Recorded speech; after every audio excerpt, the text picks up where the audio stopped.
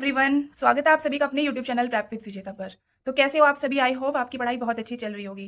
तो आज की हमारी वीडियो है शॉर्ट हैंड से रिलेटेड कि शॉर्ट हैंड क्या होता है, इसको कैसे सीख सकते हैं, ऑनलाइन कैसे सीख सकते हैं, ऑफलाइन कैसे सीख सकते हैं, क्या एलिजिबिलिटी है और हम किस किस पोस्ट के लिए अप्लाई कर सकते हैं, कौन सी फील्ड में हम जा सकते हैं। इन सब के बारे में आज हम डिटेल में डिस्कस करने वाले हैं। तो वीडियो को एंड तक ज़रूर देखना। अगर आपने स्किप करा तो फिर कन्फ्यूज़न क्रिएट हो जाएगा। और ये मैं बोल सकती हूँ कि अगर आपने ये वीडियो देख ली तो आपको शॉर्ट हैंड के लिए कहीं और भटकने की ज़रूरत बिल्कुल भी नहीं पड़ेगी। तो चलिए शुरू करते हैं।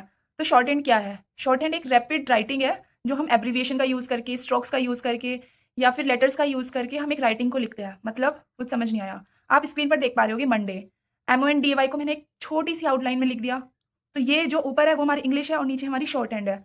इधर चलो ये तो एक वर्ड हो गया। पूरी लाइन यहाँ पे देख पा रहे होगे कि I will be able to. इतना बड़ा सेंटेंस सिर्फ एक छोटी सी आउटलाइन में कैसे आ गया? तो यही है हमारा शॉर्ट हैंड।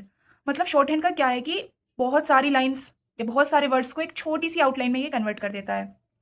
आपने देखा होगा कि कहीं स्पीच चल रही है किसी भी मिनिस्टर की, रेलवे मिनिस्टर हो या फाइनेंस मिनिस्टर, प्रेसिडेंट, तो उनकी स्पीच इतनी लंबी वो थोड़ी रुकेगी कि हाँ आप नोट डाउन कर लो। हालांकि अब तो इलेक्ट्रॉनिक्स का यूज़ किया जाता है, बट फिर भी कहीं कहीं शॉर्ट हैंड का यूज़ किया जाता है कि उनकी स्पीच को जल्दी जल्दी हम शॉर्ट हैंड के रूप में अपना नोट डाउन कर ले, फिर उससे देख के अपना टाइपिंग कर ले। तो पहले शॉर्ट हैंड लिखी जाती थी, फिर उसका टाइपिंग होता था टाइपर पर, जैसे कि आप स्क्रीन पर देख पा रहे होगे। लेकिन अब इसका यूज़ नहीं होता, अब हमारा सिंपली लैपटॉप का यूज़ होता है। तो ये तो हो गया कि हाँ शॉर्ट हैंड ये होता है कि एक राइटिंग है। मतलब जो लोग बाग है, मेरी तो स्पीड अभी ये जो स्किल गया था उसमें 120 WPM पर थी। अभी तो कम हो गई क्योंकि काफ़ी ब्रेक लग गया है, लेकिन 200 WPM तक भी स्पीड है। मतलब सिर्फ 1 मिनट में 200 वर्ड। अगर आप शॉर्ट हैंड से बाहर सोचोगे कि इंग्लिश में लिखना, तो ये इम्पॉसिबल सा है। बट मैंने खुद 120 WPM तक लिखा है और आपने वीडियो जरूर देखी होगी कि मैं उसमें स्पीड पर लिख रही थी। तो वही है हमारी शॉर्ट हैंड कि इतने सारे को बस इतने से में लिखना। अब हम बात कर लेते हैं कि हम शॉर्ट हैंड हमने चलो सीख लिया, हम किस किस फील्ड में जा सकते हैं। क्योंकि जब तक आपको पता नहीं होगा कि आपके पास इतनी सारी अपॉर्चुनिटीज़ है, तब तक आपके अंदर एक लगन नहीं आएगी कि हाँ हमें शॉर्ट हैंड सीखनी है। तो मैं आपको बता दूँ, most famous SSC stenographer grade C and D, जिसकी प्रिपरेशन मैं खुद कर रही हूँ 2024 से। ठीक है। उसके बाद हमारा आता है DRDO के अंदर भी एक अलग से वैकेंसी निकलती है स्टेनोग्राफर की। District court, high court and supreme court के अंदर भी स्टेनोग्राफर की वैकेंसी देखने को मिलती है। एम्स स्टेनोग्राफर, DSSB स्टेनोग्राफर, अभी DDA स्टेनोग्राफर की वैकेंसी निकली हुई है। अक्टूबर में इसकी फॉर्म आ जाएगी, नोटिफिकेशन आ चुका है। और अगर हम बात करें UPSC के अंदर, रेलवे के अंदर, KVS केंद्र विद्यालय के अंदर, मतलब public sector and private sector दोनों में ही इसकी पोस्ट हमें देखने को मिलती है। बट अगर मैं बात करूँ प्राइवेट सेक्टर के कंपैरिजन, पब्लिक सेक्टर के अंदर ज़्यादा अपॉर्चुनिटीज़ है। अगर आपके पास एज है अभी, तो मैं आपको यही बोलूँगी कि आप पब्लिक सेक्टर के लिए ज़रूर से ज़रूर अप्लाई करें। फिर बाद में ऑप्शन तो बचता ही है प्राइवेट सेक्टर। अब हमने बात कर लिया कि हाँ हमारे पास बहुत सारी फील्ड में हमें देखने को मिलती है। UP SSC के अंदर भी आती है। मतलब डिफरेंट स्टेट के अंदर, डिफरेंट स्टेट के हाई कोर्ट के अंदर, डिस्ट्रिक्ट कोर्ट के अंदर, हर जगह हमें स्टेनोग्राफर की वैकेंसी देखने को मिलती है। और ये नहीं कि हर साल के किसी गैप में, हर साल हमें देखने को मिलती है। ये बात हो गई कि हाँ शॉर्ट हैंड ये होता है और किस किस फील्ड में हम इसके थ्रू जा सकते हैं। अब हम बात करते हैं कि शॉर्ट हैंड होती कितने प्रकार की है। तो शॉर्ट हैंड हमारी दो टाइप्स की होती है, इंग्लिश शॉर्ट हैंड जो आप स्क्रीन पर देख पा रहे होगे, और हिंदी शॉर्ट हैंड। तो इस वीडियो में, ताकि ये वीडियो ज़्यादा लंबी ना हो, हम इंग्लिश शॉर्ट हैंड की बात करेंगे। तो इंग्लिश शॉर्ट हैंड की कोई इंग्लिश में आपको स्पीच बोलेगी, जैसे कि mister honourable prime minister, I want to say about something budget. मतलब ये पूरी की प्राइम मिनिस्टर की स्पीच हो गई, प्रेसिडेंट की स्पीच हो गई, इनको आपको शॉर्ट हैंड में लिखना होता है। तो सबसे पहले हम बात कर लेते हैं कि उसके लिए हमें बुक कौन सी यूज़ करनी है।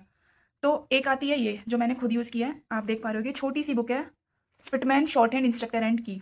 इसके अंदर हमारे, मैं आपको बता देती हूँ, 44 चैप्टर्स होते हैं। जो इंपॉर्टेंट चैप्टर है वो 35 तक ही चैप्टर्स है। अगर आपने उनको कर लिया तो वेल एंड गुड। इसके अंदर ये आप देखिए, सबसे पहले हमको स्ट्रोक्स सिखाए जाएंगे, फिर उन स्ट्रोक्स को ज्वाइन करना, फिर उनसे वर्ड बनाना, कॉन्सोनेंट, वोवेल्स। इसमें ये नहीं कि जैसे हमने इंग्लिश में सीख लिया A से Z तक, ऐसा नहीं है, हमें अलग अलग स्ट्रोक्स सीखने पड़ते हैं। आप देख पा रहे होगे, फिर आपकी सेंटेंस आ जाएगी, फिर पैराग्राफ आ जाएगा, फिर पूरा पूरा स्पीच आ जाएगी। तो एक तो बुक होती है ये Pitman short hand and instructor की। एक आती है हमारी न्यू एरा पिटमैन। वो थोड़ी, उसमें क्या है, इसके अंदर स्टेप वाइज है कि सबसे पहले लेवल सबसे नीचे वाला, फिर उसके अंदर थोड़ा ज्वाइन करके है, तो वो थोड़ी इससे एडवांस है। तो मैंने यही वाली बुक फॉलो की थी, मेरे पास यही है। तो ये हो गई कि हाँ इससे हम बेसिक सीख सकते हैं। अब मैं बात करती हूँ कि आपको ऑफलाइन जाना चाहिए या फिर ऑनलाइन। तो अगर मैं अपना पर्सनल ओपिनियन बताऊँ तो ऑफलाइन बेस्ट है हमारा शॉर्ट हैंड सीखने के लिए। उसके पीछे बहुत सारे रीज़न है। सबसे पहले कि नई चीज़ है, आप आज तक आपने उसके बारे में कुछ नहीं सुना और आप एक बुक लेके आ गए, मान लो आपने बुक खरीद ली और इसको आप पढ़ने बैठोगे तो स्टार्टिंग में ही कुछ समझ नहीं आने का। मैंने खुद ने ऑफलाइन कोचिंग ली थी, मुझे काफ़ी टाइम लग गया था, मतलब कि दो महीने लग गए थे इसमें कि हाँ मुझे बहुत इंटरेस्ट आ रहा है। तो आपको ये बिल्कुल नहीं करना। ऑनलाइन जा सकते हो, बहुत सारे अभी मैं बताऊँगी आपको कि कौन-कौन से चैनल है आप जिनको फ़ॉलो करके ऑनलाइन सीख सकते हो। बट ऑफ़लाइन जाना मतलब कि सही रहेगा शॉर्ट हैंड सीखने के लिए। क्योंकि ऑफ़लाइन में एक तो रेगुलरिटी बनी रहेगी और जो हम सामने मान लो हम कोई चीज़ सीख रहे हैं और जो टीचर जब सामने रहता है, तो वो हमें बता देगा कि हाँ, भई ये ऐसे नहीं बनेगा। अब ऑनलाइन में आप कैसे भी क्योंकि स्टार्टिंग में ना स्ट्रोक जब मैं जाती थी, तो कॉपीज़ के लिए नोटबुक नहीं यूज़ करनी, पेन यूज़ नहीं करना, पेंसिल यूज़ करनी है उसमें इरेज़र यूज़ नहीं करनी, नॉर्मल शार्पनर यूज़ नहीं करना, अलग से शार्पनर आता है, बहुत सारी चीज़ें। जब मैं फर्स्ट डे गई थी, तो मैं एक डायरी लेके चली गई थी, तो उन्होंने उसमें बताया ही नहीं और पेन भी उन्होंने मतलब फर्स्ट डे मैं ऐसी बैठी रही, उन्होंने अपनी पेंसिल से अपने नोटपैड के अंदर मुझे समझाया और फिर बहुत दिनों तक कि बारीक नहीं आनी आउटलाइन क्योंकि बारीक और डार्क, लाइट और डार्क एक स्ट्रोक से भी ना हमारा वर्ड का मीनिंग चेंज हो जाता है कि पी है और बी है। पी सेम आउटलाइन बनेगी लाइट, लेकिन अगर उसको मैं डार्क चला दूँगी पेंसिल को तो वो बी कन्वर्ट हो जाएगा। मतलब बहुत सारी चीज़ें हैं, तो आपको ऑनलाइन कोई देखेगा तो है नहीं कि आप अपनी नोटबुक में किस तरह से कर रहे हो और ऑनलाइन स्क्रीन पर आपको इतना भी नहीं पता चलेगा कि हाँ, ये ऐसे है, तो आप कैसे बनाते चले जाओगे, फिर आपको उसी की हैबिट पड़ जाएगी। तो अगर कोई जा सकता है, उसके आस-पास अच्छी ऑफ़लाइन कोचिंग अवेलेबल है, तो मैं आपको यही सजेस्ट करूँगी कि आप ऑफ़लाइन कोचिंग ही जॉइन करें। ऑनलाइन नहीं, स्टार्टिंग में कर लीजिए कुछ चैप्टर्स तक, फिर आप अपना ऑफ़लाइन जब आप एक बार यूज़्ड टू हो जाएँगे कि आपकी वोवेल्स कंप्लीट होगी और कुछ चैप्टर्स आपकी कंप्लीट हो गए, तब आप अपनी ऑफ़लाइन कोचिंग को क्विट कर सकते हो, फिर आप खुद से कर सकते हो। मैंने और मेरी फ्रेंड ने भी यही किया था। हमने कोचिंग जॉइन करी, वहाँ पे क्या था कि मतलब बहुत लिमिटेड बताते थे वो कि इतना ही आज हम बोलते थे कि सर हमें इसी साल अपना एग्जाम क्लियर करना है तो आप हमें थोड़ा और एक्स्ट्रा दे दीजिए हम मेहनत कर लेंगे। बट उनका ये नहीं था, उनका था कि सिर्फ नहीं इतना ही बस। बहुत सारे कोचिंग सेंटर्स है जो ऐसा नहीं करते, वो 2 महीने में आपका बेसिक कंप्लीट करा देंगे।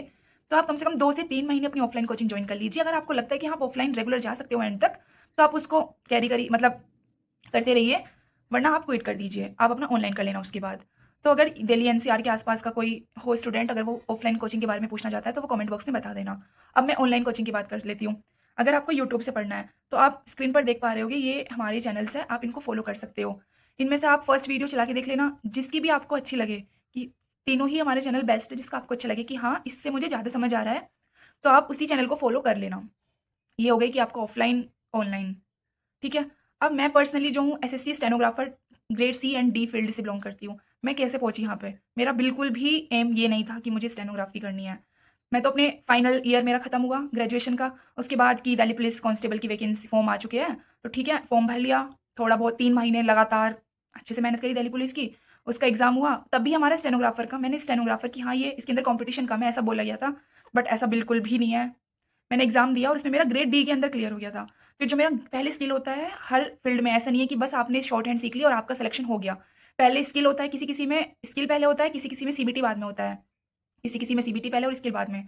तो स्टेनो के अंदर जो एसएससी स्टेनोग्राफर है, उसके अंदर हमारा सीबीटी हुआ, मैं उसको वहीं पे आया था मेरे डिस्ट्रिक्ट के अंदर ही। मैं अपना सीबीटी दे आई, सिर्फ मैं नॉर्मली देके आई थी, मैंने इंग्लिश पोर्शन अटेम्प्ट ही नहीं किया था क्योंकि पहली बार पूरे 100 क्वेश्चन थे इंग्लिश के अंदर, मतलब मैं बिल्कुल टायर्ड हो गई थी उसे करती-करती। और मुझे पता था कि मुझे उसके बाद का शॉर्ट हैंड का कुछ भी आइडिया नहीं था। हम क्या सोचते हैं कि शॉर्ट हैंड कुछ नहीं है, एक टाइपिंग है, उसे हम टाइप करनी होती है कंप्यूटर के अंदर, पर ऐसा नहीं है। आपको एक डिक्टेशन बोलेगी, उसको आपको उनके वर्ड्स को अपनी शॉर्ट हैंड में लिखना है, फिर अपनी शॉर्ट हैंड को देख के तब आपको टाइप करना है, टाइपिंग भी है इसके बाद।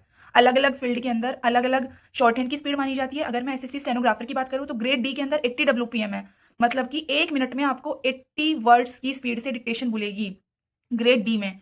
और ग्रेड सी की बात करूँ तो 1 मिनट में आपको 100 वर्ड बोले जाएँगे, उसकी स्पीड से आपको बोलेगी, मतलब आपको 1 मिनट में 100 वर्ड लिखने हैं। अगर आप सोचो कि पागल हो गई है, लेकिन नहीं शॉर्ट हैंड वाली तो 200-200 वर्ड भी लिखते हैं 1 मिनट के अंदर।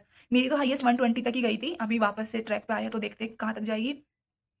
तो फिर मेरा क्या हुआ, सबसे पहले आ गया स्टेनो का रिजल्ट, दिल्ली पुलिस से पहले स्टेनो का रिजल्ट आ गया, उसके अंदर लिस्ट में आ गया ग्रेड डी के अंदर कि हाँ नाम है।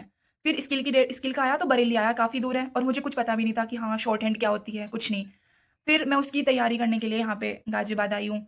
तो मैंने अपनी कोचिंग लगाई, मैंने आपको बताया था कि मैं सिर्फ मुश्किल से 1.5 से 2 महीने कोचिंग गई थी। फिर उन सर ने इतना कि उनको देना ही नहीं होता था कि आगे कि हाँ तुम भाई एक्स्ट्रा ले लो, तुम अपनी मेहनत कर लो। उन्होंने साफ मना कर दिया कि ये साल तो हो ही नहीं सकता, ये साल तो हो ही नहीं सकता। तो हमने अपनी कोचिंग हटाई, मैंने और मेरी फ्रेंड दोनों ने, फिर हमने खुद सेल्फ स्टडी की, तब जाके हमारा एग्ज़ाम क्लियर हुआ। बीच में हमने जब हमारी बुक बेसिक कंप्लीट हो जाएगा पिटमैन, उसके बाद आती है हमारी केसी मैगज़ीन, कैलाश चंद्रा मैगज़ीन, उसकी पूरी 24 वॉल्यूम्स है, 24 वॉल्यूम्स और एक वॉल्यूम के अंदर 24 एक्सरसाइज़ है। मतलब पूरी 24 वॉल्यूम मान लो कि 24 पतली-पतली किताब, ठीक है? एक किताब के अंदर हमारी 24 एक्सरसाइज़ है। उसमें एक एक्सरसाइज के अंदर 840 वर्ड है, किसी-किसी में 1020 वर्ड भी है।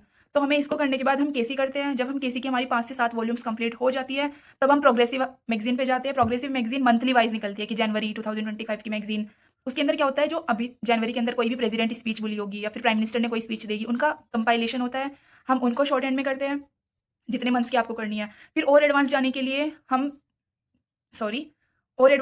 हम प्रेसिडेंट एड्रेस को करते हैं। मतलब वो ये है कि हाँ, हाई लेवल है।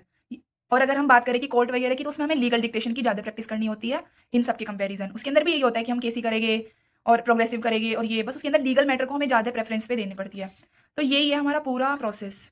कुछ नहीं है, अपना बेसिक कंप्लीट करो, आपकी मर्जी, आपको ऑफलाइन करना है ऑफलाइन करो, ऑनलाइन करना है ऑनलाइन करो। स्टार्टिंग का 1 महीना बिल्कुल ऐसा लगेगा कि कुछ समझ नहीं आ रहा। हमें खुद को ऐसा लगा था, पर आपको हार नहीं माननी। जैसे ही आपको ऐसा लगेगा ना, इंटरेस्ट आने लगेगा, आपको ना पूरे आस-पास आउटलाइन ही आउटलाइन नज़र आएगी। कहीं जा रहे होगे ना, कहीं लिखा होगा कि दिल्ली लिखा है, आप अपने नाम को मैंने अपनी पूरी फैमिली का कि लाओ तुम्हारा नाम दो, मैं शॉर्ट हैंड में लिख के दिखाती हूँ। सब ये बोलेंगे कि क्या कीड़े-मकोड़े लिख रहे हो। मुझे खुद ने अभी तक भी यही बोलते हैं कि क्या कीड़े-मकोड़े लिख रही है। पर उनकी बातें नहीं सुननी, अपना लिखते रहो, आपको इतना मज़ा आएगा ना लास्ट में, बहुत ज़्यादा। मतलब ये लगेगा कि क्या आर्ट सीख ली, कुछ नया ही सीख लिया। ठीक है, अगर आपका कोई भी डाउट बच गया हो, वीडियो बहुत लंबी हो गई है, अगर आपका कोई भी डाउट हो इंग्लिश शॉर्ट हैंड से रिलेटेड, ऑफलाइन कोचिंग से रिलेटेड, तो आप कमेंट बॉक्स में बता सकते हो। ठीक है? और हिंदी शॉर्ट हैंड के लिए वीडियो मैं जल्दी लेके आने वाली हूँ। आज के लिए इतना ही। Thank you. अगर वीडियो अच्छी लगी हो तो प्लीज़, प्लीज़, प्लीज़ लाइक करना, वीडियो को शेयर करना और चैनल को सब्सक्राइब करना। अगर मुझसे थोड़ा बहुत इधर-उधर हो गया हो कि हाँ, मैं कुछ बता नहीं पाई, तो कमेंट बॉक्स में बता देना। Thank you.